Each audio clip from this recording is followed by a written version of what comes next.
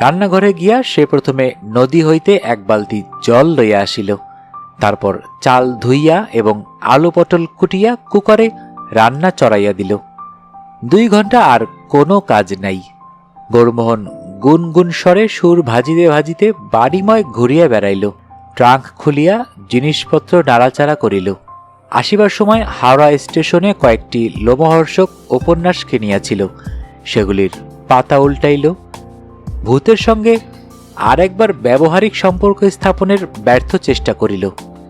তারপর বিছানায় চিত হইয়া শুইয়া পা নাড়িতে নাড়িতে কলিকাতার পরিস্থিতির কথা ভাবিতে লাগিল।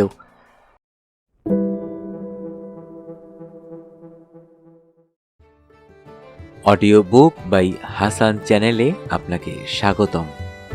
আজকে আপনাদের পড়ে শোনাব শরদিন্দু বন্দ্যোপাধ্যায়ের লেখা শূন্য শুধু শূন্য নয়। যারা এখনও চ্যানেলটি সাবস্ক্রাইব করেননি, অনুরোধ থাকবে চ্যানেলটি সাবস্ক্রাইব করে বেল আইকনটি অন করে দিবেন। বরাবরের মতোই গল্প পাঠে আমি মোহাম্মদ মেহেদি হাসান।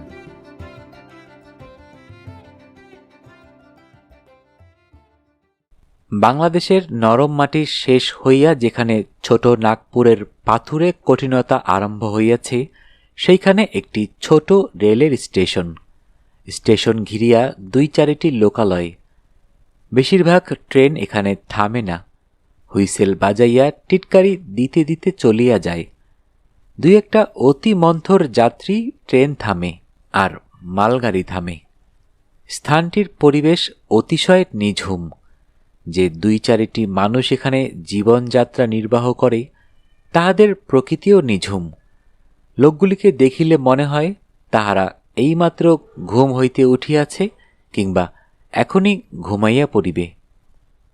স্টেশন হইতে 1/2 মাইল দূরে একটি ছোট নিস্তরঙ্গ নদী আছে। সেটিও যেন ঘুমের ঘোরে চলিতে চলিতে উপলশয্যার উপর ঝিমাইয়া পড়িয়াছে।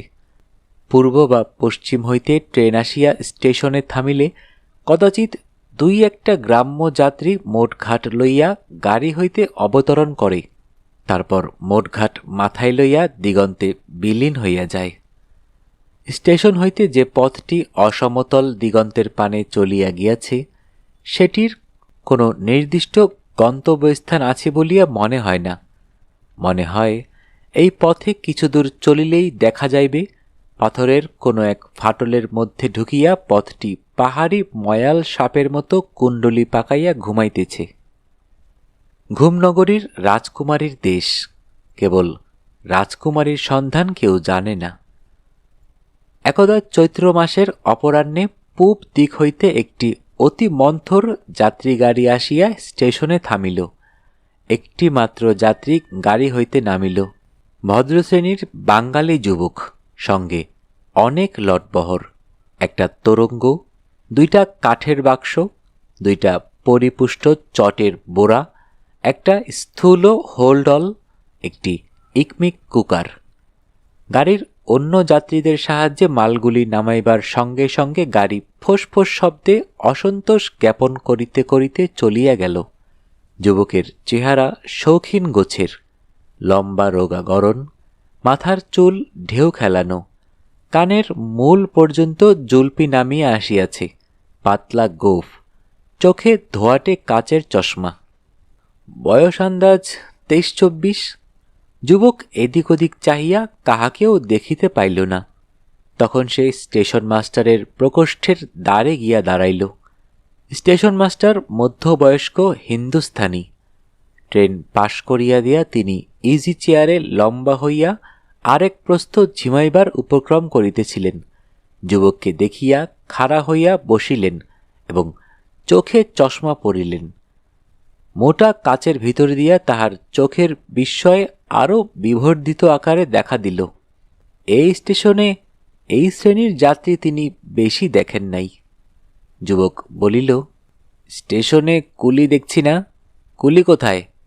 স্টেশন মাস্টার উঠিয়া আসিয়া দ্বারের কাছে দাঁড়াইলেন এবং আরও কিছুক্ষণ বিবর্ধিত নেত্রে যুবককে নিরীক্ষণ করিলেন। কিন্তু যুবকের প্রশ্নের উত্তর তিনি দিলেন না, কারণ উত্তর দিতে হইলে বলিতে হয় স্টেশনের একমাত্র কুলি স্টেশন মাস্টারের হুকুমে অদূরবর্তী তালগাছে চড়িয়া তারির ভার পাড়িতে গিয়াছে। তিনি পাল্টা প্রশ্ন করিলেন, আপনি কোথায় যাবেন? যুবক বলিল, কাছেই বাজপড়া বাংলা আছে, সেইখানে। স্টেশন মাস্টারের নয়ন বিস্ফার এবার চশমার কাচকে ছাড়াইয়া গেল। তিনি কিয়তকাল স্তম্ভিত হইয়া রহিলেন, তারপর বলিলেন, বাজপড়া বাংলা? মোহনলাল শেঠের কুঠি? সেখানে তো কেউ নেই, তালা লাগানো। যুবক পকেট হইতে চাবি বাহির করিয়া বলিল, এই যে বাড়ির চাবি, মোহনলাল আমার বন্ধু, আমাকে তার বাংলায় থাকতে দিয়েছেন। ও তা? স্টেশন মাস্টারের গলায় হঠাৎ যেন ব্যাঙ ডাকিয়া উঠিল। আপনি ওখানে থাকবেন? যুবক ভ্রু তুলিল। থাকব না কেন?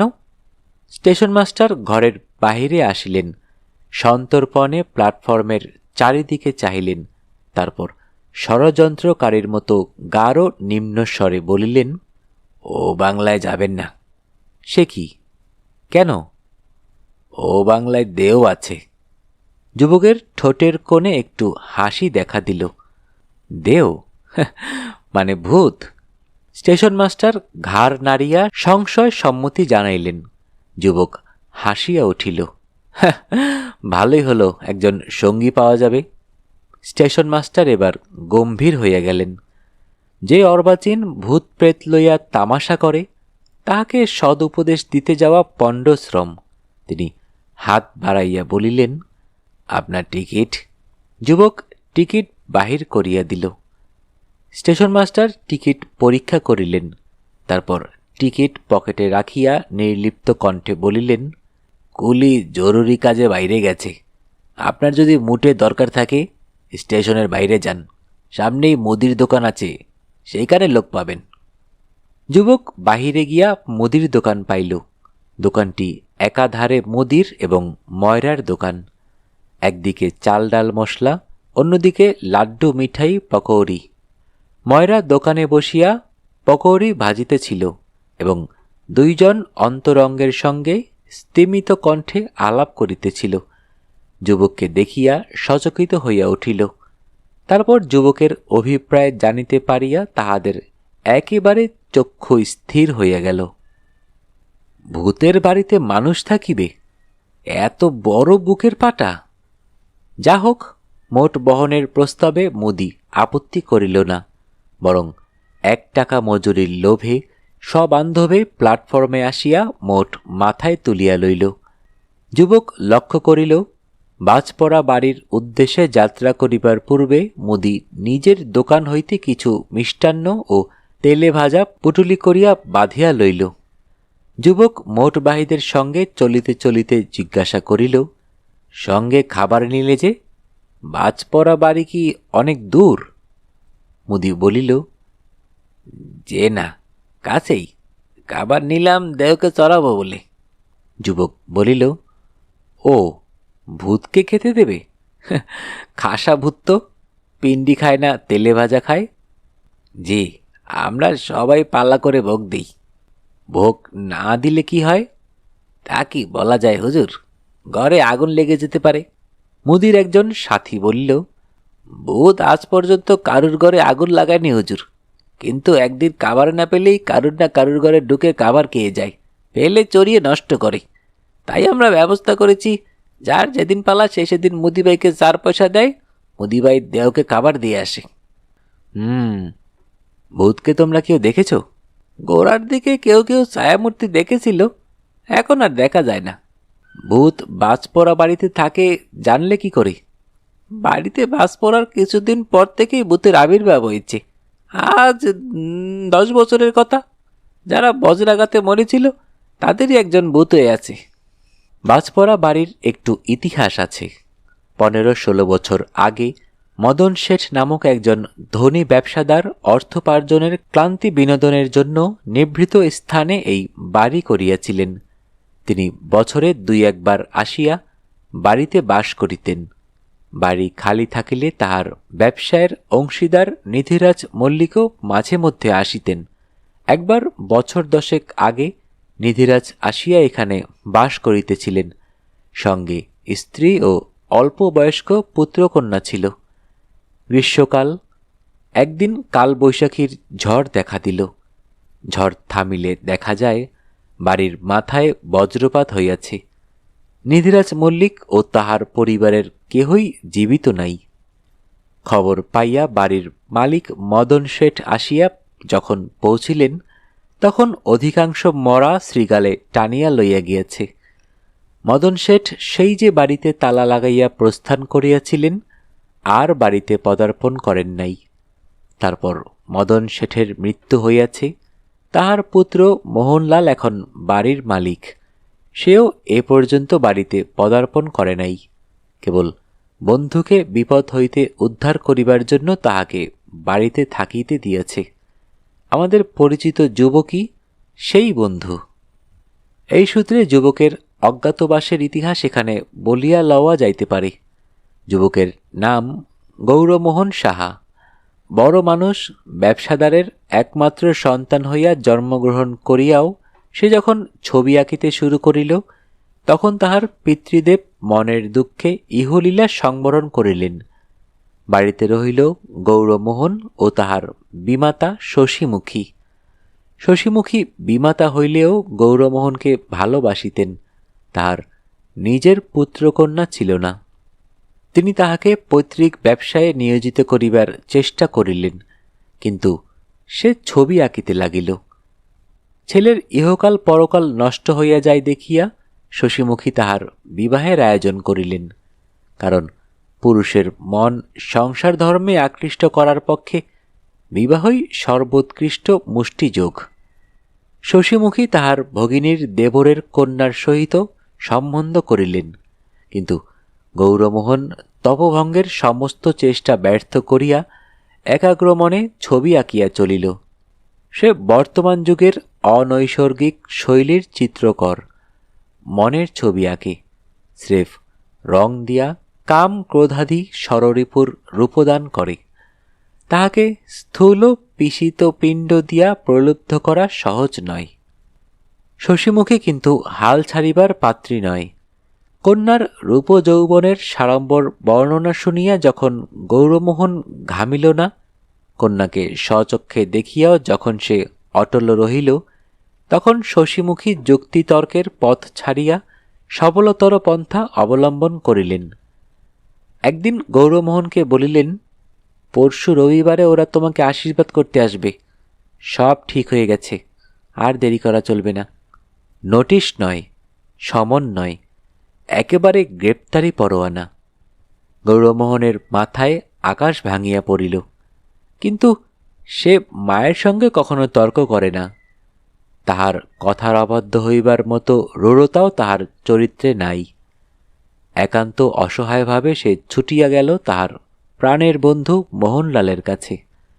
মোহনলাল গৌরমোহনের সমবয়স্ক হইলেও বিবাহিত এবং বিষয়বুদ্ধি সম্পন্ন যুবা।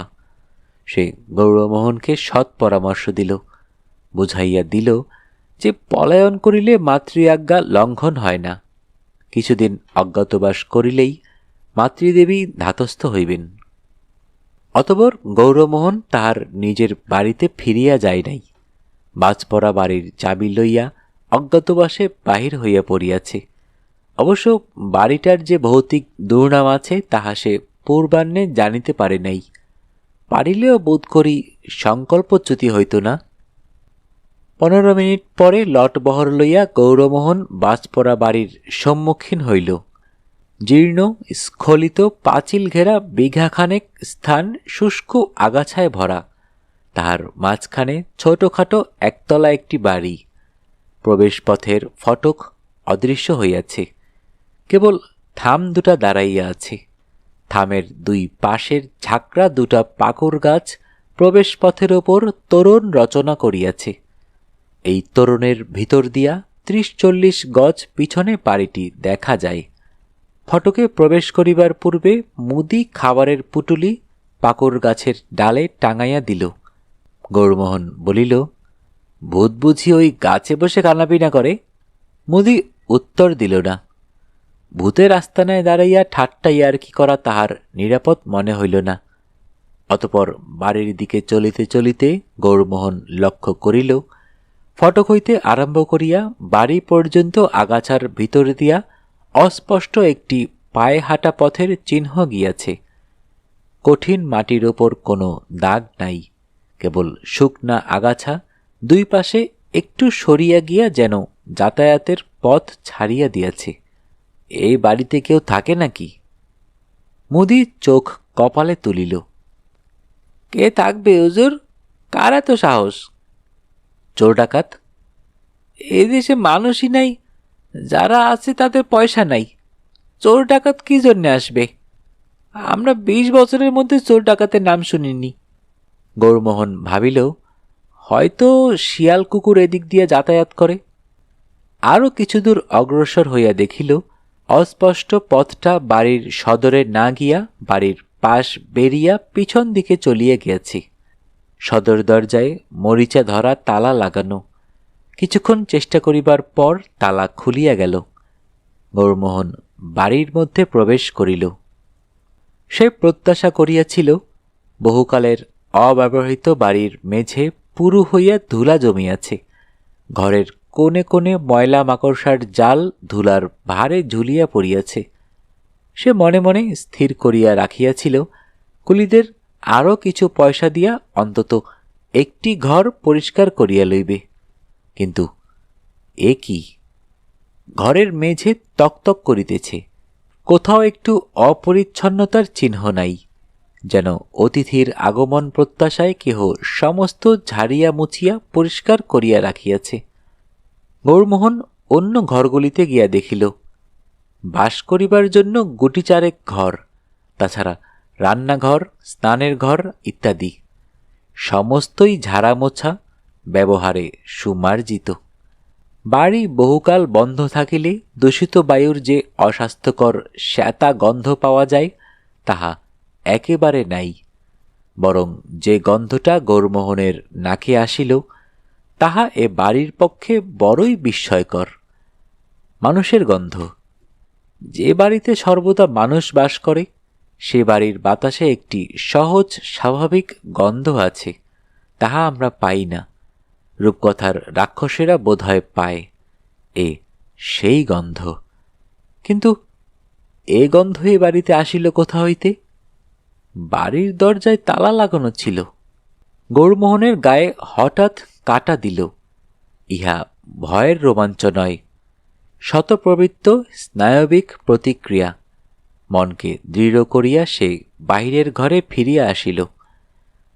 মুদি ও তাহার সঙ্গী দুইজন মোটঘাট নামাইয়া অস্বচ্ছন্দভাবে অপেক্ষা করিতেছিল। গৌরমোহন তাহাদের মজুরি দিল। মুদি বলিল, হুজুর, আপনার রাত্রিতে খালাপিনার কি হবে? যদি হুকুম করেন গরম গরম পুরি তরকারি এনে দিতে পারি। গৌরমোহন বলিল, আজ রাত্রিরে কিছু দরকার হবে না, আমার সঙ্গে যা আছে তাতেই চলে যাবে। যদি কিছু দরকার হয় কাল সকালে তোমার দোকানে যাব। জি হুজুর। মুদি সঙ্গীদের লইয়া চলিয়া গেল। তাহারা চলিয়া যাইবার সঙ্গে সঙ্গে গৌরমোহনের মনে হইল সে একেবারে একা। সে নিজেকে বুঝাইল, একা থাকিবার জন্যই তো সে এখানে আসিয়াছে। সে নিজে নিজের জন্য রাঁধিবে, খাইবে, ঘুমাইবে, আর মনের সুখে ছবি আঁকিবে। নিরন্তর বিয়ে কর বিয়ে কর এই তাগাদা শুনিতে হইবে না। সূর্যাস্তের এখনো দেরি আছে, তবে রৌদ্রের রং হলদে হইয়া গিয়াছে। গৌরমোহন বাড়ির বাহিরে আসিল। এককালে বোধহয় বাড়ি ঘিরিয়া ফুলের বাগান ছিল, এখন বাগানের চিহ্ন মাত্র নেই। বর্ষার জল পাইয়া যে আগাছা প্রতি বৎসর জন্মগ্রহণ করে, তাহাও এখন রোদে পুড়িয়া খড় হইয়া গিয়াছে। সেই খড়ের ভিতর দিয়া অস্পষ্ট পায়ে হাঁটা পথের ইশারা। গৌরমোহন সেই ইশারা অনুসরণ করিয়া বাড়ির পিছন দিকে চলিল। ওই দিকটায় এখনো দেখা হয় নাই। পথটি বাড়ির পাশ দিয়া গিয়া পিছনে খিড়কির দরজার কাছে শেষ হইয়াছে।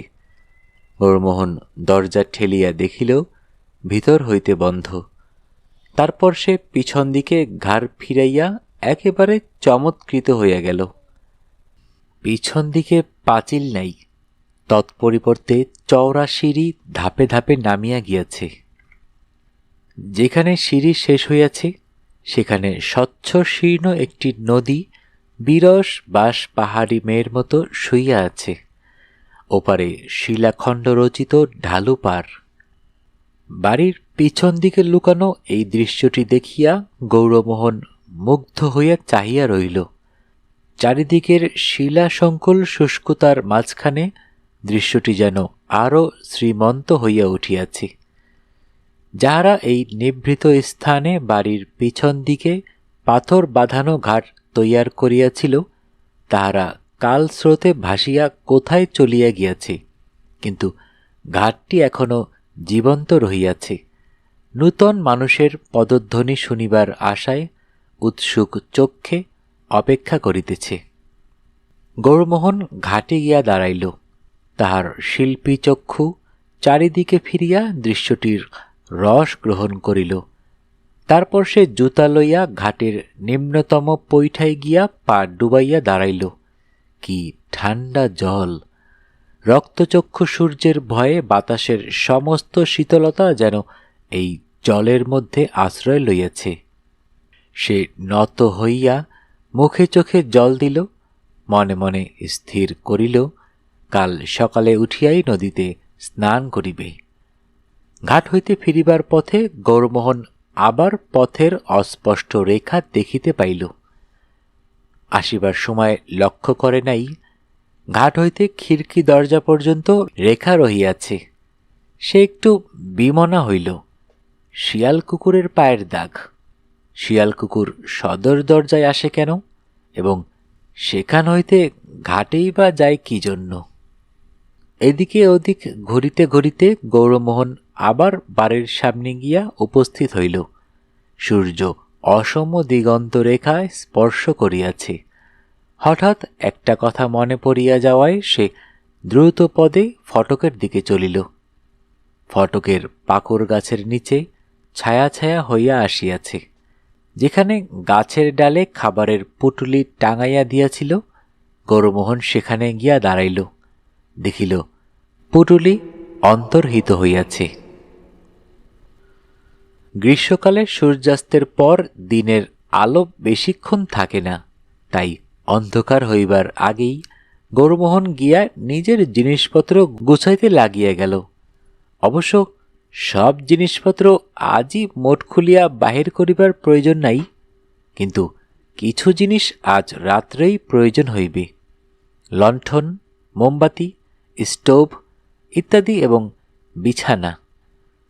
বাড়িতে আসবাবপত্র কিছুই ছিল না, কিন্তু গৌরমোহনের মনে পড়িল একটা ঘরে সে একটি লোহার খাট দেখিয়াছে। সে গিয়া আবার দেখিয়া আসিল। হ্যাঁ, পশ্চিম দিকের ঘরের এক কোণে একটি সরু লোহার খাট আছে। সে খাটটিকে টানিয়া জানালার সামনে আনিল। জানালায় মোটা মোটা গরাদ আছে, কিন্তু কাচ বেশিরভাগ ভাঙা। গ্রীষ্মকালে তাহাতে কোনোই অসুবিধা নাই। গৌরমোহন হোলডল টানিয়া আনিয়া বিছানা পাতিয়া ফেলিল। বিছানা বালিশ সবই নূতন। বন্ধু মোহনলাল জোগাড় করিয়া দিয়াছে। বন্ধু বটে মোহনলাল। যেমন তার বিষয় বুদ্ধি, তেমনি তার বন্ধু প্রীতি। একজোড়া নূতন চটি জুতাও বিছানার মধ্যে দিতে ভুলে নাই। রাত্রে পরিবার জন্য সিল্কের পাজামা স্যুট দিয়াছে। গৌরমোহন জুতা খুলিয়া চটি পরিল। তারপর হৃষ্ট মনে বাহিরের ঘরে ফিরিয়া আসিল। বাক্স, প্যাকিং কেস, চটের বস্তা প্রভৃতিতে কোথায় কি আছে মোহনলাল বলিয়া দিয়াছিল, কিন্তু গৌরমোহনের ভালো মনে নাই। সে পকেট হইতে চাবি বাহির করিয়া প্রথমে ট্রাঙ্ক খুলিল। ট্রাঙ্কটা মোহনলালের। তাহার ভিতরের জামা, তোয়ালে, কাপড় প্রভৃতিও মোহনলালের। বন্ধুকে ব্যবহার করিতে দিয়াছে। দুই বন্ধুর শরীরের মাপ একই রকম। একের জামা অন্যে পরিলে বেমানান হয় না। উপরন্তু ট্রাঙ্কে সাবান, কেশতৈল, দাড়ি কামাইবার যন্ত্রপাতি, আয়না, চিরুনি আছে, একটি বৈদ্যুতিক টর্চও আছে। গৌরমোহনের মন খুশি হইয়া উঠিল। নিত্য ব্যবহার্য সকল বস্তুই বন্ধু দিয়াছে। সে টর্চটি লইয়া পকেটে রাখিল। তারপর ট্রাঙ্ক সরাইয়া ছোট প্যাকিং কেসটা টানিয়া লইল। ওই লম্বা প্যাকিং কেসটায় ইজেল, ক্যাম্বিস প্রভৃতি ছবি আঁকার সরঞ্জাম আছে। সেটা আজ খুলিবার দরকার নাই। এটাতে কি আছে দেখা যাক। শূন্য বাড়িতে নূতন করিয়া সংসার পাতিবার আনন্দে গৌরমোহন মাতিয়া উঠিল। প্যাকিং কেসের ঢাকনা চার দিয়া খুলিয়া দেখিল ঘরকন্যার জিনিস। একটা ছোট্ট হ্যারিকেন লণ্ঠন, 2 বান্ডিল মোমবাতি, স্টোভ, স্পিরিটের বোতল, চায়ের প্যাকেট, টিনের দুধ, চিনি, কেটলি, টিপট, পিরিচ পেয়ালা, এমনকি দুধের টিন খুলিবার যন্ত্রটা পর্যন্ত বাদ যায় নাই। গৌরমোহনের মন যেমন তৃপ্তিতে ভরিয়া উঠিল, তেমনি চায়ের পিপাসাও জাগ্রত হইয়া উঠিল। তাহার সায়াহ্নিক চা পানের গোধূলি লগ্ন উপস্থিত। আজ যে তাহাকে সপাক চা খাইতে হইবে তাহা স্মরণ ছিল না। সে হৃষ্ট মনে চা প্রস্তুত করিতে প্রবৃত্ত হইল। সঙ্গে বড় একটা ফ্লাস্কে জল আছে, কিন্তু নদী হইতে জল আনিয়া চা প্রস্তুত করাই প্রশস্ত। গৌরমোহন কেটলি হাতে লইয়া উঠিল। সদর দরজা ভিতর হইতে বন্ধ করিয়া দিয়া পিছনের দরজার দিকে চলিল। বাড়ির ভিতরে তখন ঘোর ঘোর হইয়া আসিয়াছে। পিছনের দরজাটি ভিতর দিক হইতে হুরকা ও ছিটকিনি লাগানো। কবাট খুলিবার সময় মরিচা ধরা কবজায় ক্যাচ করিয়া একটা করুণ শব্দ হইল, কিন্তু কবাটে জাম ধরে নাই, সহজেই খুলিয়া গেল। বাহিরে একটু আলো আছে। নদীর ছোট্ট বুকে সন্ধ্যার ছোপ ধরিয়াছে। গৌরমোহন কেটলিতে জল ভরিয়া ফিরিয়া আসিল। দরজা আবার বন্ধ করিয়া দিল। স্টোভ জ্বালিয়া সে জল চড়াইল। 1 পেয়ালা জল গরম হইতে বেশি সময় লাগিবে না। ইতিমধ্যে হ্যারিকেন লণ্ঠনটি জ্বালিল। স্টোভের ছোট্ট নীল কমলটির পাশে পীতবর্ণ একটি বুদবুদ ফুটিয়া উঠিল। ঘরের অন্ধকার গাঢ় হইয়া আসিয়াছিল, একটু একটু হালকা হইল। 5-6 মিনিটের মধ্যে চা তৈরি হইয়া গেল। গৌরমোহন তখন ইকমিক কুকার খুলিয়া তাহার খোলের ভিতর হইতে খাবার বাহির করিল। আলাদা টিফিন বক্স না দিয়া বন্ধ কুকারের মধ্যেই খাবার দিয়াছে। একটা খোলের মধ্যে চিংড়ি মাছের কাটলেট ও হিঙের কচুরি, অন্য খোলে কড়া পাকের সন্দেশ, তাছাড়া একটা বড় পাউরুটি, চিজ, মাখন ইত্যাদি আছে। প্রচুর খাবার। গৌরমোহন 2টি সন্দেশ বাহির করিয়া খাইতে বসিল। সঙ্গে নিশ্চয়ই আসন আছে, কিন্তু তাহা খুঁজিয়া বাহির করিতে অনেক হাঙ্গামা। বিশেষত মেঝে বেশ পরিষ্কার ঝকঝকে, ধুলা নাই। সে তরিবত করিয়া সুগন্ধি চায়ের পেয়ালাটি মুখে তুলিতে যাইবে, এমন সময় সদর দরজায় খুটখুট শব্দ হইল। গৌরমোহন চমকিয়া মুখ তুলিল, তারপর গলা চড়াইয়া বলিল, কে? দরজার ওপার হইতে কেহ সাড়া দিল না, কিন্তু আবার খুটখুট শব্দ হইল। গৌরমোহন উঠিয়া গিয়া দ্বারের সম্মুখে দাঁড়াইল। আবার প্রশ্ন করিল, কে? কি চাও? এবারও সাড়া নাই। গৌরমোহন একটু ইতস্তত করিল, যদি চোর ডাকাত হয়। কিন্তু চোর ডাকাত তাহার কি লইবে? সে সাহস করিয়া দ্বার খুলিয়া ফেলিল। বাহিরে কেহ নাই, কেবল অন্ধকার। গৌরমোহন পকেট হইতে টর্চ লইয়া বাহিরে আলো ফেলিল। আলোর সীমানার মধ্যে কাহাকেও দেখা গেল না। মানুষ তো নাই, কুকুর বিড়ালও নাই। গৌরমোহন বাহিরে আসিয়া দাঁড়াইল। টর্চের আলোয় যে বৃত্তাভাস রচিত হইয়াছে তার বাহিরে কিচ্ছু দেখা যায় না। একটা এলোমেলো বাতাস উঠিয়াছে। গৌরমোহন এইদিক ওদিক ঘুরিয়া ফিরিয়া দেখিল, ভাবিল হয়তো হাওয়ার ধাক্কায় দরজায় শব্দ হইয়াছিল। পবন দিগন্তের দুয়ার নাড়ে।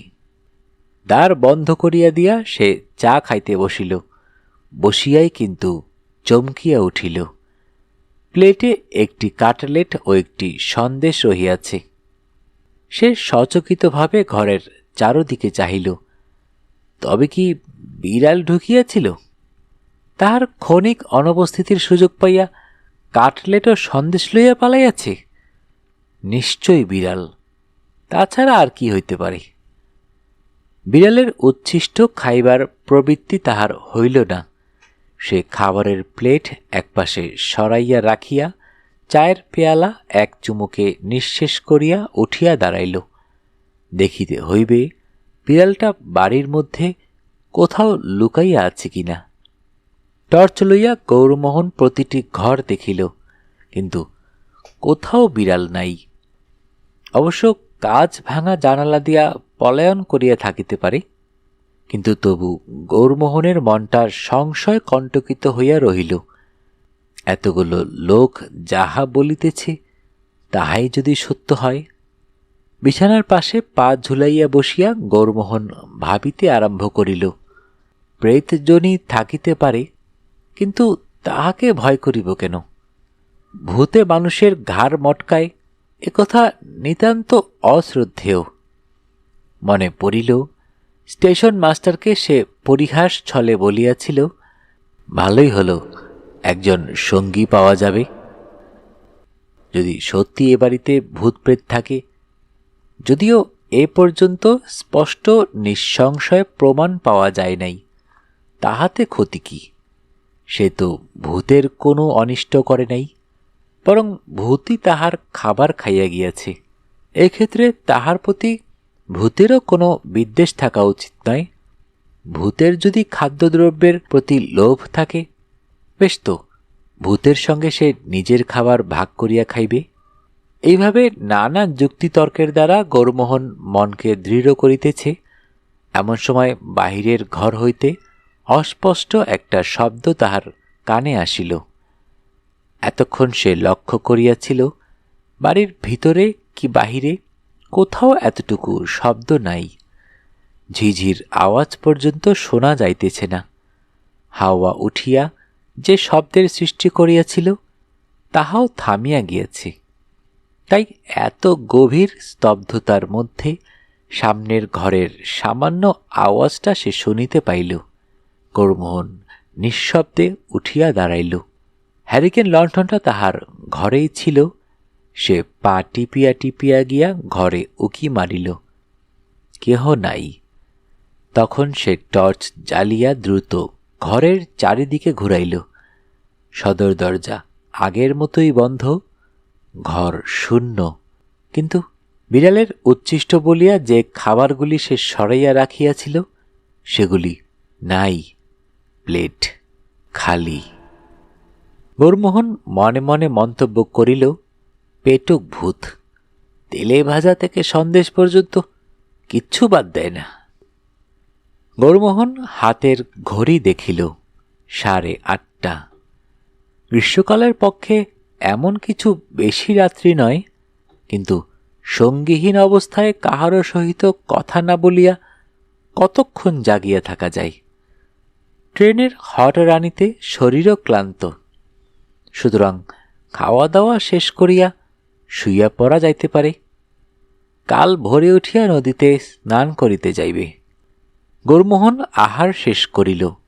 তারপর একটি কৌটায় কিছু খাবার রাখিয়া ঢাকনা বন্ধ করিয়া একপাশে সরাইয়া রাখিল। বিড়াল ঢাকনা খুলিয়া খাইতে পারিবে না, কিন্তু ভূতের যদি ক্ষুধার উদ্রেক হয় সে স্বচ্ছন্দে খাইতে পারিবে। নিঃসংশয়ে প্রমাণ পাওয়া যাইবে। সামনের এবং পিছনের দরজা বন্ধ আছে কিনা ভালো করিয়া দেখিয়া লইয়া সে শয়ন করিল। লণ্ঠনটা কমাইয়া ঘরের এক কোণে রাখিল। টর্চ বালিশের পাশে রহিল। খোলা জানালা দিয়া ফুরফুরে বাতাস আসিতেছে। আকাশের দক্ষিণ দিকে কয়েকটা উজ্জ্বল তারা দেখা যাইতেছে। গৌরমোহন শুইয়া শুইয়া ভাবিতে লাগিল, খাসা বাড়িটি এতদিন শূন্য পড়িয়া আছে, কিন্তু মনে হয় না পোড়ো বাড়ি। কে বাড়িটি এমন তকতকে ঝকঝকে করিয়া রাখিয়াছে? ভূত হয়তো আছে, কিন্তু নিরীহ ভূত, কোনো প্রকার গণ্ডগোল নাই। ভূতের সঙ্গে ভাবসাব করিয়া কথাবার্তা বলা যায় নাকি? ঘুমে তাহার চোখ জড়াইয়া আসিতে লাগিল। কলিকাতায় মাতৃদেবী বোধ করি খুবই উদ্বিগ্ন হইয়া উঠিয়াছেন, কিন্তু উপায় কি? ওই দুম্বু মেয়েটাকে সে কিছুতেই বিবাহ করিবে না। গৌরমোহনের ঘুম ভাঙিল সকাল 5টার সময়।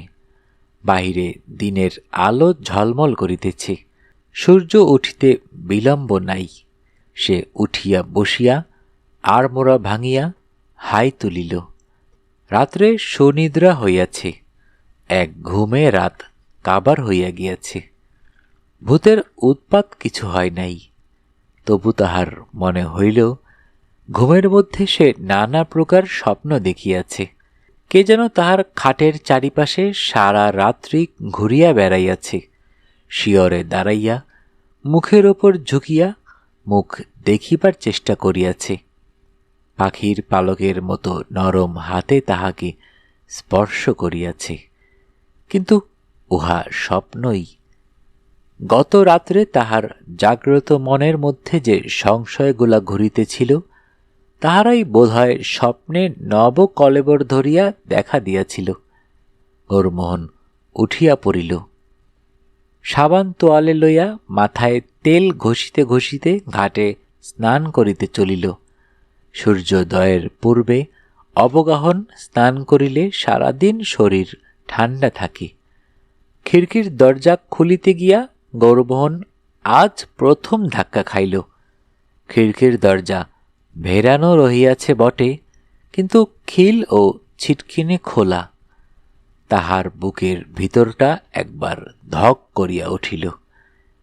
কাল রাত্রে শয়নের পূর্বে সে ভালো করিয়া দেখিয়া লইয়াছিল দরজা বন্ধ আছে। তবে সে স্থির হইয়া চিন্তা করিল, ভূত আছে। কাল রাত্রে দরজা বন্ধ করার সময় সে বাড়ির মধ্যে ছিল, তারপর কোনো সময় দরজা খুলিয়া বাহিরে গিয়াছে। কিন্তু এ কি রকম ভূত? বাহিরে যাইবার জন্য দরজা খোলে কেন? প্রেতজনিত অশরীরী। কিন্তু না, ভয় পাইলে চলিবে না। ভূতের সঙ্গে যখন এক বাড়িতে বাস করিতে হইবে, তখন ভয় করিলে চলিবে না। বিশেষত ভূত যেমনই হোক, তাহার স্বভাবটি শান্তশিষ্ট। গৌরমোহন এ বাড়িতে আসাতে সে যে বিরক্ত হইয়াছে, তাহার কোনো প্রমাণ নাই। তবে কেন সে ভূতকে ভয় করিবে?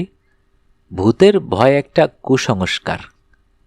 নদীর ঘাটে পৌঁছিয়া গৌরমোহন দ্বিতীয়বার ধাক্কা খাইল। ঘাটের মাথায় দাঁড়াইয়া সে দেখিল, ঘাটের কিনারায় নদীর শান্ত জল তোলপাড় হইতেছে। জলে কেহ নাই, অথচ মনে হইতেছে কেহ হাত পা ছুড়িয়া সাঁতার কাটিতেছে, কিংবা একটা বিরাট মাছ জলের তলায় থাকিয়া লেজের ঝাপটায় জল মথিত করিয়া তুলিতেছে। গৌরমোহন হতভম্ব হইয়া দাঁড়াইয়া রহিল। তাহার বুকের ভিতরটা আর একবার ধকধক করিয়া উঠিল। হঠাৎ জলের আলোড়ন শান্ত হইল। একটা চিৎকারের মতো শব্দ শোনা গেল, যেন স্নাতক আগন্তুককে দেখিতে পাইয়াছে। তারপর আরেক আশ্চর্য ব্যাপার ঘটিল।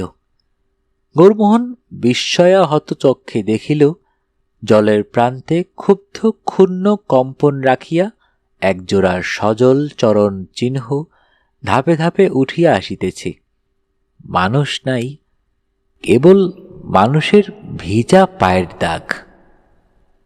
পায়ের দাগ ঘাটের পৈঠাগুলিকে অতিক্রম করিয়া মাটির ওপর অদৃশ্য হইয়া গেল।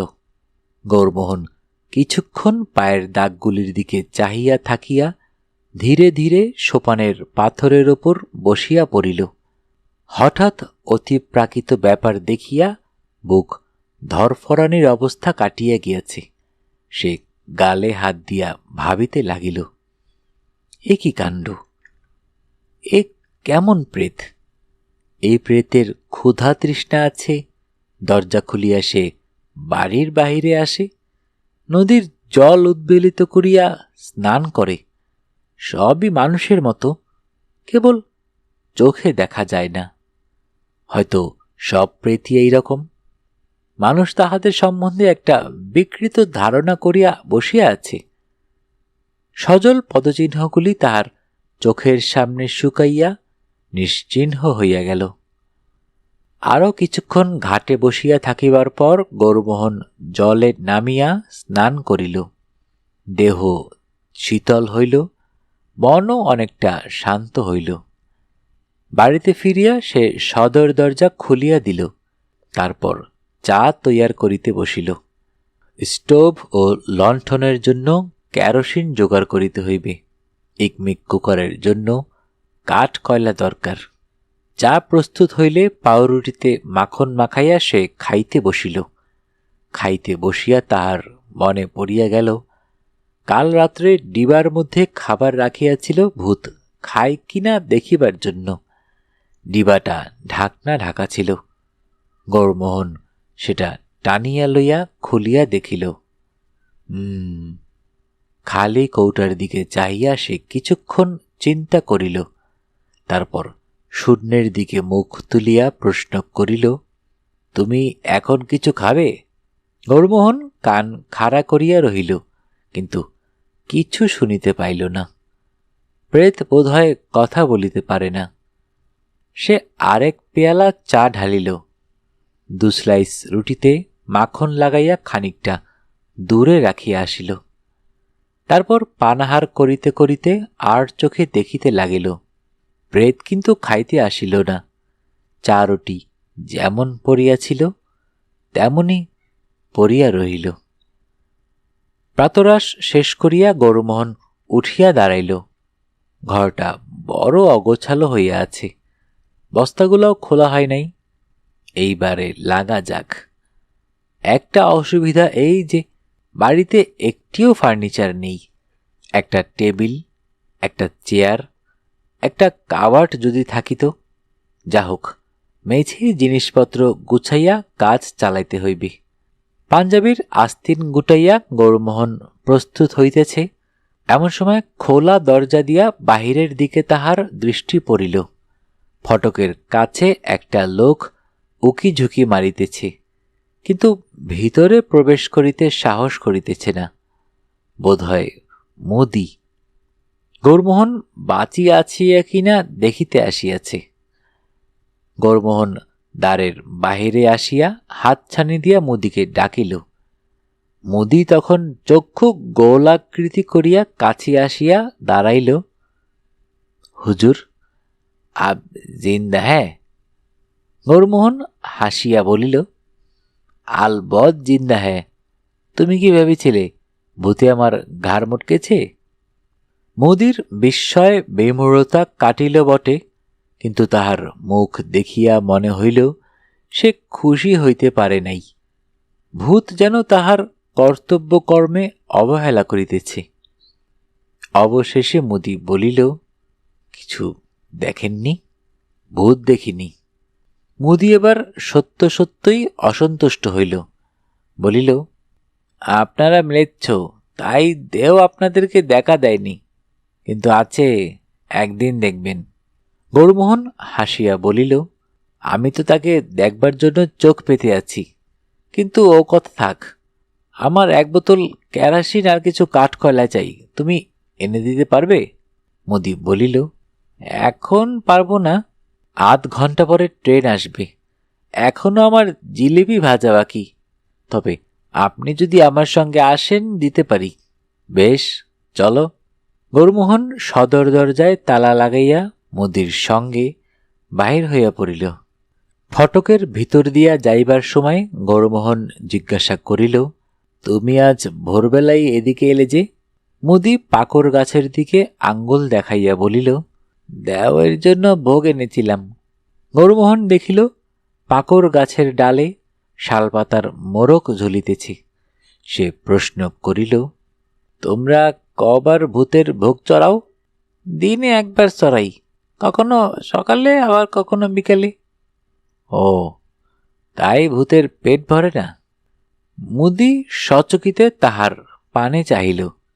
পেট ভরে কিনা আপনি জানলেন কি করে? গৌরমোহন উত্তর দিল না, শুধু হাসিল। আধ ঘণ্টা পরে গৌরমোহন ফিরিয়া আসিল। এক হাতে গলায় দড়ি বাঁধা কেরোসিনের বোতল, অন্য হাতে কাঠ কয়লার পুটুলি। ফটক পার হইবার সময় সে দেখিল পাকুর গাছের ডালে খাবারের মোড়ক যেমন ঝুলিতেছিল তেমনি ঝুলিতেছে, ভূত তাহা লইয়া যায় নাই। গৌরমোহন মনে মনে হাসিল, ভূতের বোধহয় লাড্ডু ও পকড়িতে আর রুচি নাই। তালা খুলিয়া ঘরে প্রবেশ করিয়া সে থমকিয়া দাঁড়াইয়া পড়িল।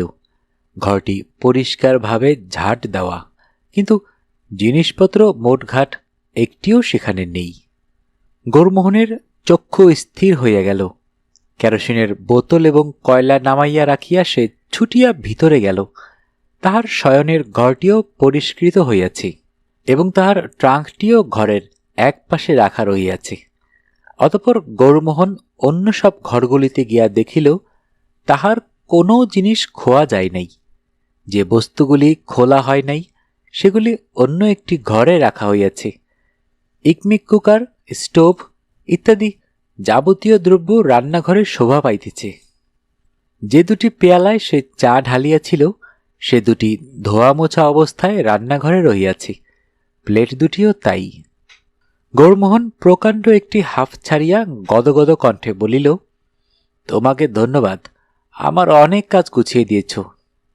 ভূতের নিকট হইতে কোনো প্রত্যুত্তর আসিল না, কিন্তু গৌরমোহন বেশ স্বচ্ছন্দতা বোধ করিতে লাগিল। এমন সহৃদয় ভূতকে সঙ্গীরূপে পাওয়া ভাগ্যের কথা। ভূত তাহার আগমনে রাগ করে নাই, বরঞ্চ খুশি হইয়াছে। গৌরমোহন কাজে লাগিয়া গেল। বস্তা, প্যাকিং কেস প্রভৃতি খুলিয়া জিনিসগুলি যথাযোগ্য স্থানে সাজাইয়া রাখিতে লাগিল। ছবি আঁকার জিনিসগুলিকে একটি ঘরে রাখিয়া আসিল। এই ঘরটি হইবে তাহার ছবি আঁকার ঘর। ঘণ্টাখানেকের মধ্যে সাজানো গোছানো সম্পন্ন হইল। তখন সে বাহিরের ঘরে আসিয়া দেখিল ভূত কোন ফাঁকে কেরোসিনের বোতল এবং কয়লা রান্নাঘরে রাখিয়া আসিয়াছে। ভারী পরিষ্কার পরিচ্ছন্ন ভূত, অগোছালো এলোমেলো ভাব একেবারে পছন্দ করে না। এতক্ষণে বেশ বেলা বাড়িয়াছে। গৌরমোহনের মনে পড়িল হাত ঘড়িটা রাত্রে বালিশের তলায় রাখিয়া শুইয়াছিল, আজ সকালে দম দেওয়া হয় নাই। সে শয়ন ঘরে গিয়া বালিশ উল্টাইয়া দেখিল ঘড়ি যথাস্থানে আছে এবং তাহাতে দম দেওয়া হইয়াছে। সে উচ্চ কণ্ঠে হাসিয়া উঠিল। ঘড়িতে এখনো 8টা বাজে নাই, সুতরাং রান্না চড়াইবার তাড়া নাই। ইতিমধ্যে কি করা যায়? ভূতের সঙ্গে আলাপ জমাইতে পারিলে মন্দ হইত না, কিন্তু ভূত যে কথা কয় না, একতরফা বাক্যালাপ কতক্ষণ চালানো যায়? তবু গৌরমোহন চেষ্টার ত্রুটি করিল না। এ ঘর ও ঘর ঘুরিয়া বেড়াইতে বেড়াইতে অশরীরের উদ্দেশ্যে বলিতে লাগিল, দেখো, তোমার নাম জানি না, কিন্তু তুমি আমার বন্ধু, আমার কত কাজ করে দিয়েছ। আমার বন্ধু ভাগ্য খুব ভালো। ওদিকে মোহনলাল আর এদিকে তুমি। এসো না, দুজনে বসে খানিক গল্প করি। তুমি আমাকে দেখতে পাচ্ছ, কিন্তু আমি তোমাকে দেখতে পাচ্ছি না। আমার চেয়ে তোমার চোখের জ্যোতি বেশি, কিন্তু তুমি কথা কও না কেন? বলো না দুটো কথা শুনি। আচ্ছা, আজ কি রান্না করবো বলো? আমার সঙ্গে চাল, মুগের ডাল, ময়দা, আলু, পটল, পেঁয়াজ আছে, ভালো ঘি আছে, খাঁটি সর্ষের তেল আছে। বলো না কি রাঁধি? তুমি যা বলবে তাই রাঁধব, দুজনে মিলে খাওয়া যাবে। কিন্তু কোনো ফল হইল না।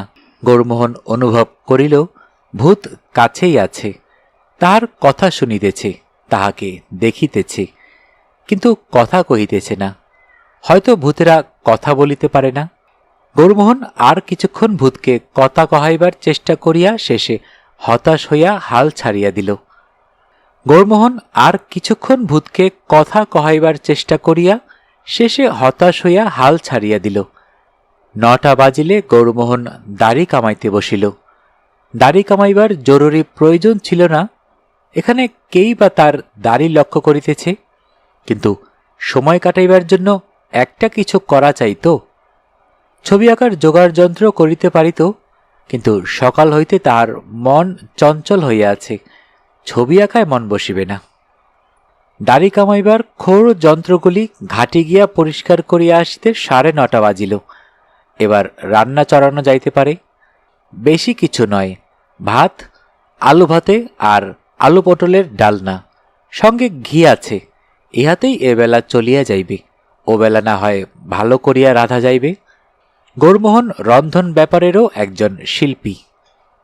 রান্নাঘরে গিয়া সে প্রথমে নদী হইতে 1 বালতি জল লইয়া আসিল, তারপর চাল ধুইয়া এবং আলু পটল কুটিয়া কুকারে রান্না চড়াইয়া দিল। 2 ঘণ্টা আর কোনো কাজ নাই। গৌরমোহন গুনগুন স্বরে সুর ভাজিতে ভাজিতে বাড়িময় ঘুরিয়া বেড়াইল, ট্রাঙ্ক খুলিয়া জিনিসপত্র নাড়াচাড়া করিল। আসিবার সময় হাওড়া স্টেশনে কয়েকটি লোমহর্ষক উপন্যাস কিনিয়াছিল, সেগুলির পাতা উল্টাইল। ভূতের সঙ্গে আর একবার ব্যবহারিক সম্পর্ক স্থাপনের ব্যর্থ চেষ্টা করিল। তারপর বিছানায় চিত হইয়া শুইয়া পা নাড়িতে নাড়িতে কলিকাতার পরিস্থিতির কথা ভাবিতে লাগিল। মাতৃদেবী বোধহয় এতক্ষণে কলিকাতা শহর চষিয়া ফেলিতেছেন। তিনি যদি জানিতে পারেন মোহনলাল ষড়যন্ত্রে লিপ্ত আছে, তাহা হইলে আর রক্ষা থাকিবে না। মোহনের জীবন দুর্বহ হইয়া উঠিবে। 12টার সময় গৌরমোহন আহার করিতে বসিল। সঙ্গে একটি মাত্র বগি থালা ছিল, সেটিতে ভূতের জন্য ভাত বাড়িল, নিজের জন্য রেকাবি লইল। আহার করিতে করিতে ভূতকে বলিল, তুমি খেতে বসলে পারতে, একসঙ্গে খাওয়া চুকিয়ে নেওয়া যেত। যা হোক, তোমার যেমন ইচ্ছে, আমার সামনে খেতে যদি সংকোচ হয়।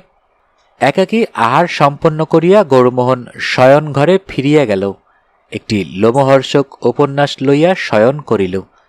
দিবানিদ্রা তাহার অভ্যাস নাই, একটু ঝিমকিনি দিয়া ভাতের নেশা কাটাইয়া উঠিয়া পড়িবে।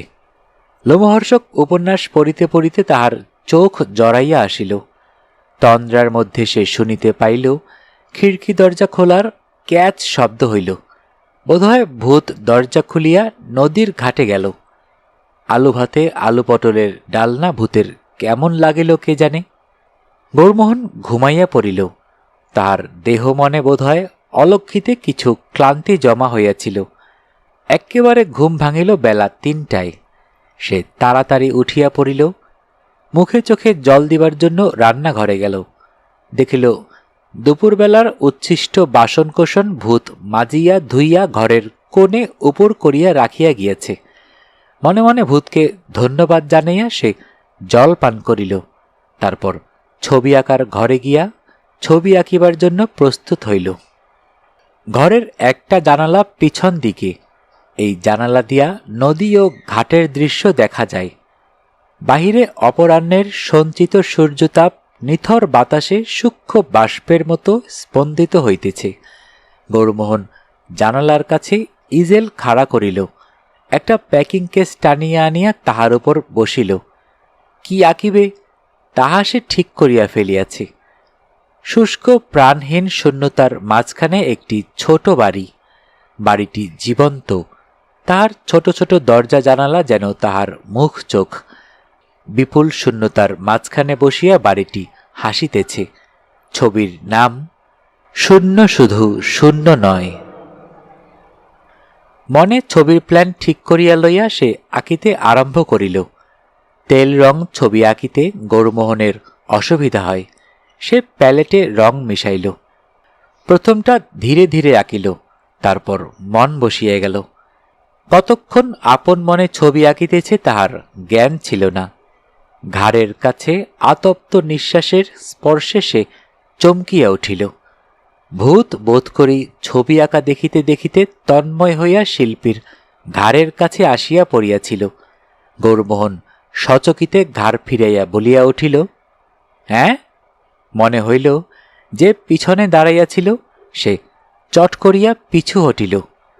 গৌরমোহন মুহূর্ত মধ্যে নিজেকে সামলাইয়া লইয়া বলিল, ও তুমি আমার ছবি আঁকা দেখছ? বেশ বেশ, তা যেটুকু এঁকেছি কেমন মনে হচ্ছে? এখন বোধহয় ঠিক বুঝতে পারছো না, আর একটু আঁকা হলে বুঝতে পারবে। গৌরমোহন আবার আঁকায় মন দিল। আঁকিতে আঁকিতে ভূতের উদ্দেশ্যে 2-4টি কথা বলে, আবার আঁকে। এইভাবে বেশ খানিকক্ষণ চলিবার পর একসময় সে অনুভব করিল যেন ঘরের আলো কমিয়া আসিতেছে।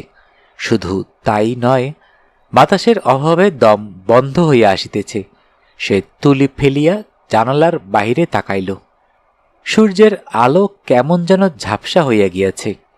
তারপরই তাহার চোখ পড়িল নদীর ওপারে ঈশান কোণে ধূসর পিঙ্গল মেঘ মাথা তুলিয়াছে। একটা দমকা হাওয়া আগাছার ভিতর দিয়া বহিয়া গেল। নদীর নিস্তরঙ্গ জল রোমাঞ্চিত হইয়া উঠিল। গৌরমোহন সানন্দে বলিয়া উঠিল, ঝড় আসছে, ঝড় আসছে। চৈতালি ঝড় নূতন কিছু নয়, প্রতি বৎসরই আসে। একবার এই বাড়ির সকলকে বজ্রাহত করিয়া দিয়া চলিয়া গিয়াছিল। দেখিতে দেখিতে বিদ্যুৎজিহ ঝড় আসিয়া পড়িল। আকাশে শুম্ভ নিশুম্ভের যুদ্ধ বাঁধিয়া গেল। সনসন বাতাস, চকমক বিদ্যুৎ, গম গম বজ্র গর্জন। বৃষ্টির মুষলধারে আকাশের কোথাও তিল মাত্র ছিদ্র রহিল না। গৌরমোহনের মন ময়ূরের মতো নাচিয়া উঠিল। সে আকার সরঞ্জাম ঘরের একপাশে সরাইয়া রাখিয়া জানালাগুলা বন্ধ করিবার চেষ্টা করিল। সব জানালা বন্ধ হইল না। ভাঙা কাচের ভিতর দিয়া বৃষ্টির ছাট আসিতে লাগিল। সে পুলকিত দেহে বাড়ির ঘরে ঘরে অকারণ সঞ্চরণ করিতে করিতে তারস্বরে গান জুড়িয়া দিল। গানটা অবশ্য সর্বাংশে স্থানকালের উপযোগী নয়, তবু বর্ষার গান বটে। আহারে ওই ডাকছে ডোবায় ব্যাঙগুলি, মনের সুখে ছড়িয়ে তাদের ঠ্যাংগুলি। আকাশেতে ছুটোছুটি মেঘে হাওয়ায় ঝুটোপুটি, ভূত পেরেতে দত্তি দানায় খেলছে যেন ডাঙ্গুলি। বর্ষার মহিমা জ্ঞাপক অন্য কোনো গান জানা না থাকায় সে এই গানটি অনেকক্ষণ ধরিয়া গাহিল। করকর শব্দ করিয়া কোথাও বাজ পড়িল। গৌরমোহন খাটের কিনারায় বসিয়া পা দোলাইতে দোলাইতে জানালা দিয়া বাহিরের দিকে চাহিয়া আছে। তাহার শিল্পী মন প্রকৃতির এই উদ্দাম উন্মাদনাকে রঙের ফাঁদে ধরিবার ফন্দি আটিতেছে। করকর করাত, এবার যেন বাড়ির খুব কাছেই বাজ পড়িল। বিদ্যুতের ঝলক এবং বাজের আওয়াজ প্রায় একসঙ্গেই তাহার চক্ষুকর্ণ ধাঁধিয়া দিল। তারপরই লোমহর্ষণ কাণ্ড। গৌরমোহনের কানের কাছে ভাঙা ভাঙা অস্ফুট স্বরে, আমার বড্ড ভয় করছে বলিয়া কে তাহাকে জড়াইয়া ধরিল। গৌরমোহনের হৃৎপিণ্ড একটা ডিগবাজি খাইয়া গলার কাছে ধরফর করিতে লাগিল। সে দিশাহারা হইয়া অদৃশ্য জীবনের আলিঙ্গন হইতে মুক্ত হইবার জন্য হাত পা ছুঁড়িতে ছুঁড়িতে চিৎকার করিতে লাগিল, কে কে কে ছেড়ে দাও, আমাকে ছেড়ে দাও। কিন্তু সে অদৃশ্য প্রাণীর আলিঙ্গন ছাড়াইতে পারিল না। ধস্তাধস্তি করিতে করিতেই ভাঙা ভাঙা স্বর শুনিতে পাইল, আমাকে ছেড়ে দিও না, আমার বড্ড ভয় করছে। করকর করাত। তৃতীয়বার বজ্রপাতের শব্দে বাড়িটি কাঁপিয়া উঠিল। কিন্তু আশ্চর্যের কথা, এই শব্দে গৌরমোহনের ভয়বিহ্বলতা কাটিয়া গেল। প্রাকৃতিক বিপর্যয়ের আশঙ্কা বোধ করি অপ্রাকৃতের ভয়কে দূর করিয়া দিল। এতক্ষণ সে নিজেকে ছাড়াইবার চেষ্টা করিতেছিল, এখন কিছুক্ষণ স্থির থাকিয়া অদৃশ্য দেহটাকে স্পর্শ করিয়া দেখিতে লাগিল। একটা বাহু, চোখে দেখা যাইতেছে না বটে, কিন্তু স্পর্শানুভূতির দ্বারা জানা যাইতেছে কোমল অথচ দৃঢ় মাংসল বাহু। গৌরমোহন 2 হাতে অদৃশ্য দেহটাকে স্পর্শ করিয়া দেখিতে দেখিতে বলিল, তুমি কে? ভূত নও? শীর্ণ কম্পিত কণ্ঠের উত্তর আসিল, না, আমি মানুষ। মানুষ? কিন্তু তোমাকে দেখতে পাচ্ছি না কেন? আমি আমি অদৃশ্য দেহটা থরথর করিয়া কাঁপিতে লাগিল। গৌরমোহন হাত দিয়া অনুভব করিয়া চলিল। বাহু শেষ হইয়া কাঁধ আরম্ভ হইতেছে, কাঁধের ওপর অদৃশ্য চুলের গোছা, তারপর গলা, তারপর গৌরমোহন একটা খাবি খাওয়া চিৎকার করিয়া উঠিল। তুমি মেয়ে? ঝড়ের দুরন্ত অভিযান 10 দিক দলিত করিয়া চলিয়া গিয়াছে।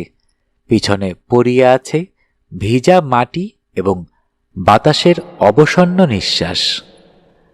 দুইটি মানুষ খাটের কিনারায় পাশাপাশি বসিয়া আছে, একজন অদৃশ্য, একজন দৃশ্য। থামিয়া থামিয়া কথা হইতেছে। গৌরমোহন চিরদিনই মেয়েদের কাছে মুখ চোরা, আজ অভাবিত ঘটনা চক্রে এই অদর্শনা যুবতীর সংস্পর্শ লাভ করিয়া সে আরও বিহ্বল হইয়া পড়িয়াছে। গৌরমোহন বলিল, তোমার আর ভয় করছে না তো? উত্তর আসিল, না, মেঘ ডাকলেই ভয় করে। গলার স্বর এখন একটু স্পষ্ট হইয়াছে। তোমার নামটা এখনো জানা হয়নি। আমার নাম গৌর। আমার নাম ছায়া। কিছুক্ষণ চুপচাপ, তারপর গৌরমোহন হাতের ঘড়ি দেখিল। 6:30 বেজেছে, চায়ের সময় হলো। তুমি চা খাবে তো? খাবো। চায়ের সঙ্গে লুচি আর আলু ভাজা, কি বলো? খাট হইতে উঠিতে গিয়া ছায়ার গায়ে গা ঠেকিয়া গেল। গৌরমোহন লজ্জায় লাল হইয়া উঠিল। অদর্শনা যুবতী যে সম্পূর্ণরূপে বিবস্ত্রা তাহা স্মরণ হইয়া গেল। রান্নাঘরে গিয়া গৌরমোহন স্টোভ জ্বালিয়া জল চড়াইয়া দিল, তারপর ময়দা মাখিতে বসিল। দেখিল তাহার অনতি দূরে বটিতে আলু কোটা হইতেছে। চাকা চাকা আলু কোটা হইয়া একটি রেকাবে জমা হইল, তারপর বালতির জলে ধৌত হইয়া তাহার পাশে আসিয়া উপস্থিত হইল। রাত্রে খিচুড়ি রাঁধা যাবে, তুমি খিচুড়ি ভালোবাসো তো? একটি নিঃশ্বাস পড়িল। তেলে ভাজা আর লাড্ডু ছাড়া সব ভালোবাসি। তাই সে নূতন খাদ্যদ্রব্য দেখিয়া লোভ সংবরণ করিতে পারে নাই। গৌরমোহন সহানুভূতির সুরে বলিল, আহা, তেলে ভাজা ফুলুরি আর লাড্ডু খেয়ে খেয়ে অরুচি ধরে গেছে। তুমি চায়ে ক চামচ চিনি খাও? অনেক দিন চা খাইনি। যখন খেতুম 5 চামচ চিনি খেতুম। চায়ের জল টিপটে ঢালিয়া গৌরমোহন লুচি ভাজিতে বসিল। আমি লুচি ভাজতে জানি, তুমি সরো, আমি ভাজছি। না না, তোমাকে কষ্ট করতে হবে না। অনেক কষ্ট করেছ, ঘর পরিষ্কার করেছ, বাসন মেজেছ। আমার ইচ্ছে করছে। কণ্ঠস্বরে একটু আদুরে আদুরে ভাব। তা আচ্ছা, তুমিই ভাজো। গৌরমোহন সরিয়া দাঁড়াইয়া দেখিতে লাগিল। লুচি ও আলু ভাজা প্রস্তুত হইল, রেকাবির উপর সজ্জিত হইল।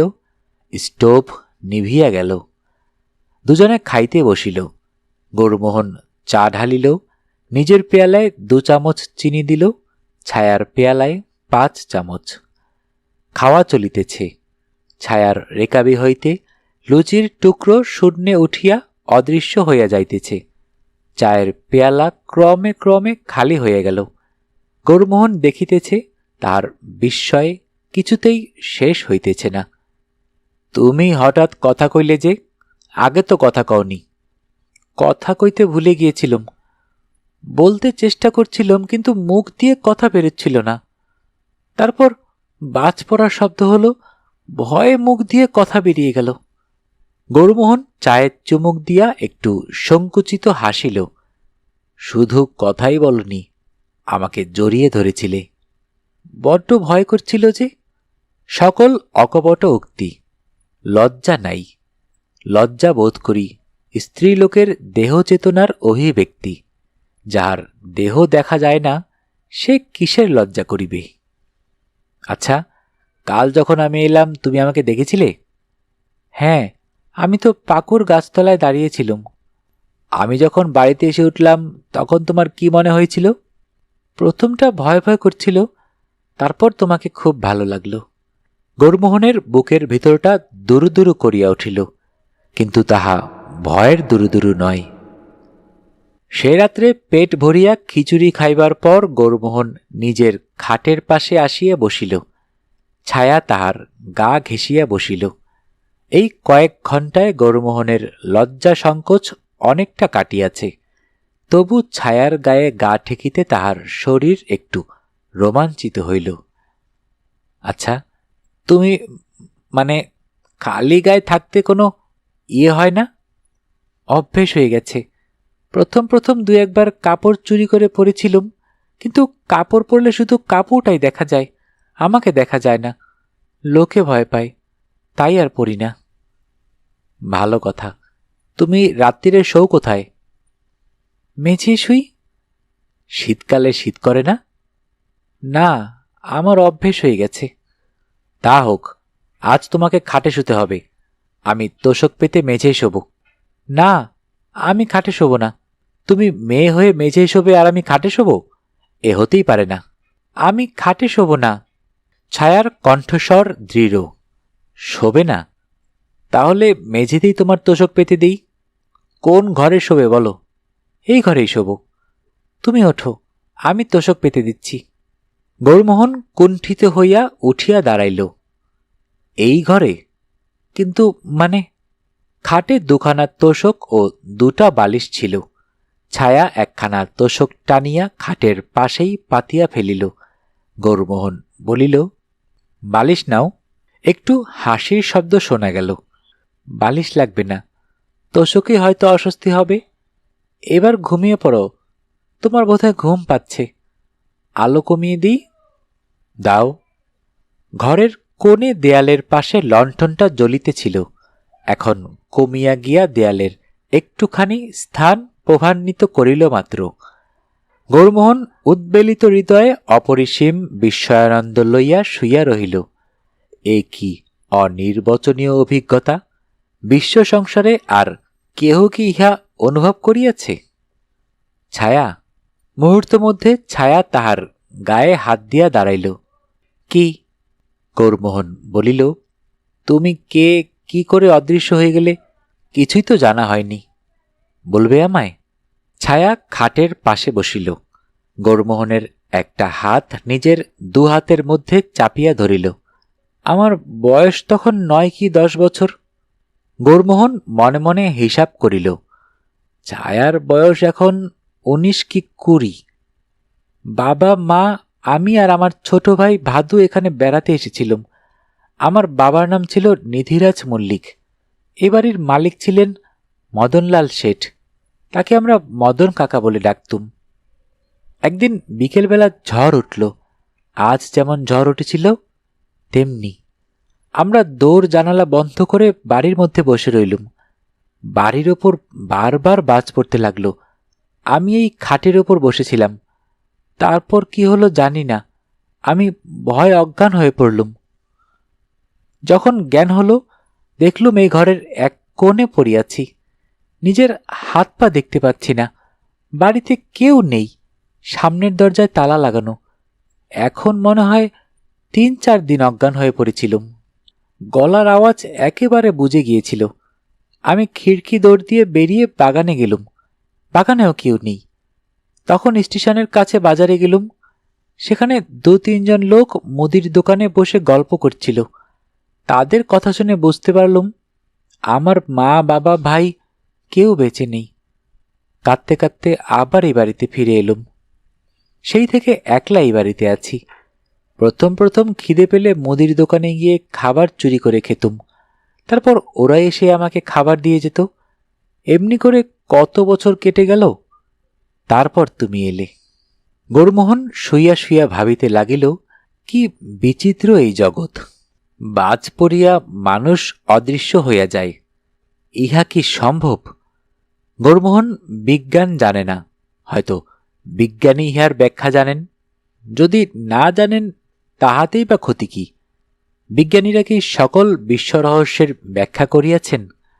এই যে অদর্শনা যুবতী তাহার হাতে হাত রাখিয়া বসিয়া আছে, সে কি ব্যাখ্যার অপেক্ষা রাখে? গৌরমোহন একটি আকাঙ্ক্ষা ভরা নিঃশ্বাস ফেলিয়া বলিল, তোমাকে ভারী দেখতে ইচ্ছে করছে ছায়া। পরদিন সকালবেলা দেরিতে ঘুম ভাঙিল। অনেক রাত্রি পর্যন্ত তাহারা গল্প করিয়াছে, ফুলশয্যার রাত্রে নূতন বরবধূর মতো। তবু কৌতূহল শেষ হয় নাই, সঙ্গতৃষ্ণা মেটে নাই। অবশেষে রাত্রি শেষ হয় দেখিয়া জোর করিয়া ঘুমাইয়াছিল। সকালে ছায়া গৌরমোহনের বুকের ওপর করতল রাখিয়া ডাকিল, ওঠো, চা এনেছি। গৌরমোহন উঠিয়া বসিয়া শূন্যে অবস্থিত চায়ের পেয়ালা হাতে লইল। ঘুম ভরা গলায় বলিল, তোমাকে ভারী দেখতে ইচ্ছে করছে ছায়া। ছায়া করুণ নিঃশ্বাস ফেলিল। কি করে দেখবে? চায়ের পেয়ালায় চুমুক দিতেই গৌরমোহনের মাথায় একটা বুদ্ধি খেলিয়া গেল। সে মুখ তুলিয়া বলিল, ছায়া, একটা কাজ করবে? কি? তুমি জামা কাপড় পরো, তাহলে খানিকটা তো দেখতে পাবো। কাপড় জামা পরার নামে ছায়ার কণ্ঠে একটু স্ত্রীসুলভ ঔৎসুক্য ফুটিয়া উঠিল। কাপড় জামা কোথায়? আমার বাক্সে ধুতি আর গেঞ্জি আছে, তাই পরো। শাড়ি ব্লাউজ তো নেই। ছায়া দ্বিধা ভরে বলিল, আচ্ছা। গৌরমোহন চায়ের পেয়ালা নিঃশেষ করিয়া বলিল, আমি এখনই আসছি, বলিয়া গোসলখানার দিকে চলিয়া গেল। 10 মিনিট পরে ঘরে ফিরিয়া আসিয়া গৌরমোহন চমকিয়া উঠিল। খাটের পাশে দাঁড়াইয়া আছে একটি প্রেত মূর্তি। হাত পা নাই, মাথা নাই, সাদা কাপড়ে ঢাকা একটি কবন্ধ। গৌরমোহন সত্রাসে বলিয়া উঠিল, ছায়া, খুলে ফেলো, শিগগির খুলে ফেলো, আমি দেখতে পারছি না, মনে হচ্ছে তুমি একটা পেতনি। তরিতে ধুতি গেঞ্জি স্খলিত হইয়া মাটিতে পড়িল।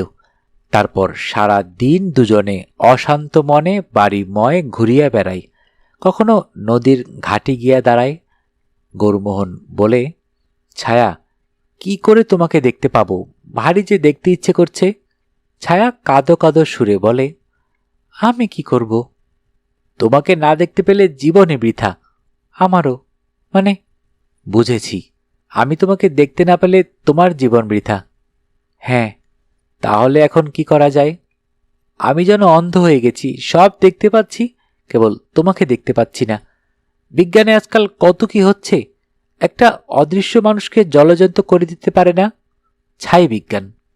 সেই দিন অপরাহ্নে গৌরমোহন বিষণ্ণ মনে ছবি আঁকিতে বসিল। কাল ছবিটা অতি সামান্যই আঁকা হইয়াছিল। একটা প্রাকৃতিক পরিবেশের আমেজ ফুটিয়া উঠিতে আরম্ভ করিয়াছিল মাত্র।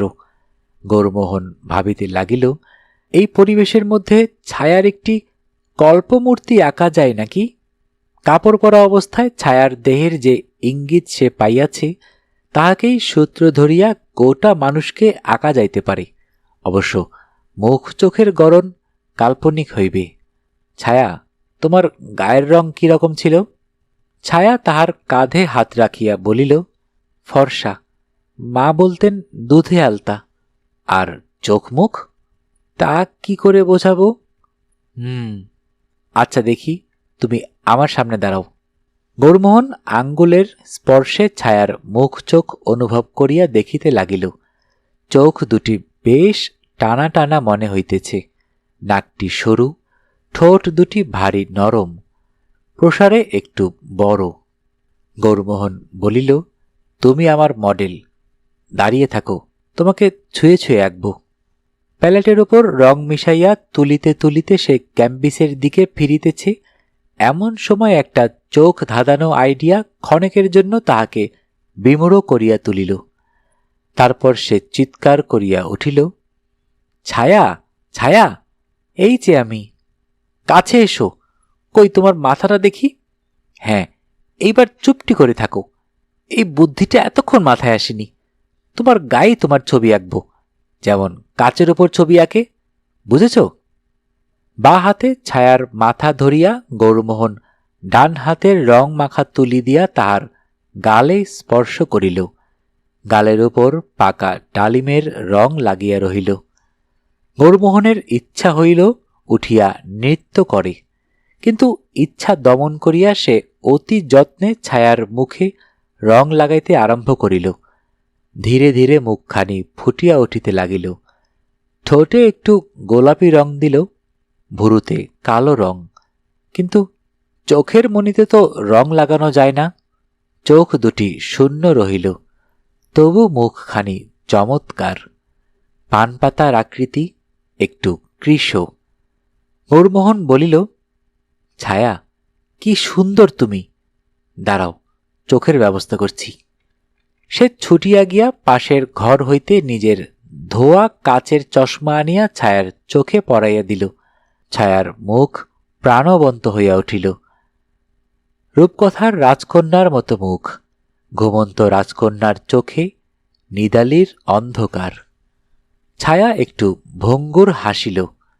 গৌরমোহনের শিল্পী মন আর শাসন মানিল না। সে দুই হাত ঊর্ধ্বে তুলিয়া ছায়াকে ঘিরিয়া নাচিতে লাগিল। তারপর নাটকীয় পরিস্থিতি।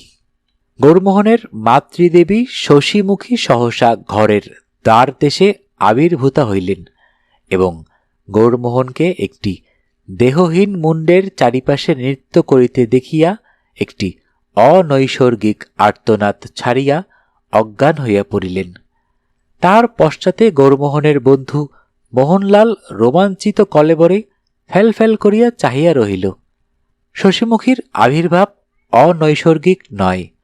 গৌরমোহন ফেরার হইবার পর তিনি প্রচণ্ড বেগে তদন্ত শুরু করিয়া দিয়াছিলেন এবং অল্পকাল মধ্যে বুঝিতে পারিয়াছিলেন যে মোহনলাল ষড়যন্ত্রে লিপ্ত আছে। তিনি তখন মোহনলালের গলা টিপিয়া ধরিয়াছিলেন।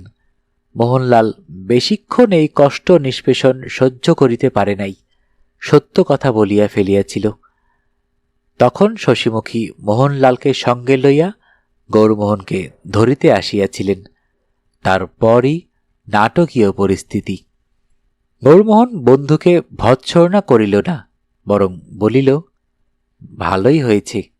সে মোহনলালকে সব কথা খুলিয়া বলিল। ছায়া ইতিমধ্যে নদীতে গিয়া মুখের রং ধুইয়া আবার সম্পূর্ণরূপে অদৃশ্য হইয়া গিয়াছে। সে ভীতু মানুষ, এইসব গণ্ডগোল দেখিয়া ভয় পাইয়া গিয়াছে। শশীমুখীর জ্ঞান হইলে তিনি ভয়ার্ত চক্ষে একবার চারিদিকে চাহিলেন। তারপর বাবা গো বলিয়া ঊর্ধ্বশ্বাসে স্টেশনের দিকে যাত্রা করিলেন। তার গতিবেগ লক্ষ্য করিবার লোক ছিল না, থাকিলে এই দৃশ্য দেখিয়া চমৎকৃত হইয়া যাইত। পাকুড়তলায় দাঁড়াইয়া গৌরমোহন মোহনলালকে বলিল, তুই মাকে নিয়ে ফিরে যা, শিগগির একটা পুরুত নিয়ে আসবি, দেরি করবি নে। আচ্ছা, তখন তোর বউকে ভালো করে দেখব। আর একটা কথা, তুই তোর বাড়িটা আমাকে বিক্রি করে দে ভাই, এখানেই বউ নিয়ে থাকব। বিক্রি করব না, বাড়িটা তোর বিয়ের যৌতুক। আচ্ছা চললাম, কাল পরশুর মধ্যেই পুরুত নিয়ে ফিরব। দই, সন্দেশ, মাছ, কনের গয়না, বেনারসি সব নিয়ে আসব। মোহনলাল চলিয়া গেল।